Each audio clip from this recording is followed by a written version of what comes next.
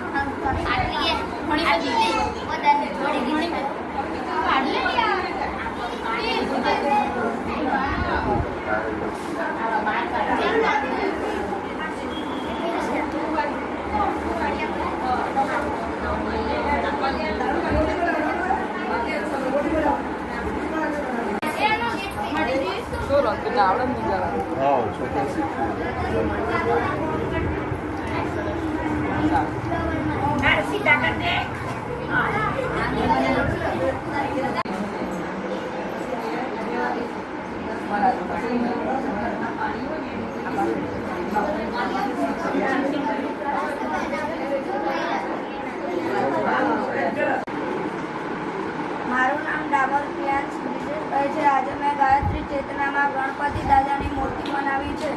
બધા પીઓપીની મૂર્તિ બનાવીને તે ગણપતિ દાદાની મૂર્તિને વિસર્જિત કરી દે છે, પરંતુ તેનાથી પાણી પ્રદૂષિત થાય છે. તેથી આપણને માટીની મૂર્તિ લેવી જોઈએ. માટીની મૂર્તિ લઈને તેને વિસર્જિત કરવી જોઈએ, અથવા ના લઈએ તો આપણને તે ઘરે બનાવીને માટીથી સ્ત્રીઓ કરવી જોઈએ.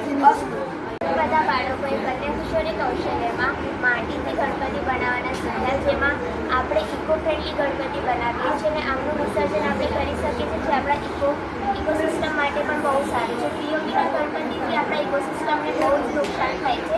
તો આજે અમે અહીંયા શીખ્યું કે માટીથી ગણપતિ કઈ રીતે બનાવાય છે, પણ બહુ જ મજા આવી ગઈ.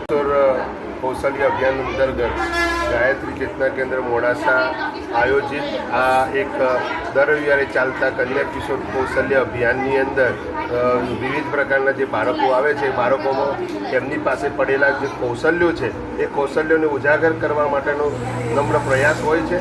આગામી 5 દિવસ પછી જે ગણેશ મહોત્સવ આવી રહ્યો છે એના એડવાન્સમાં બાળકોની અંદર આ ગણેશ મહોત્સવની જે મહત્ત્વ શું છે અને પોતે પર્યાવરણનું જતન થાય અને કુદરતી રીતે માટીમાંથી જ નિર્મિત થાય અને એમનું આ ગણપતિનું વિસર્જન આપણે એ માટીનું વિસર્જન પણ સરસ રીતે થતું હોય છે.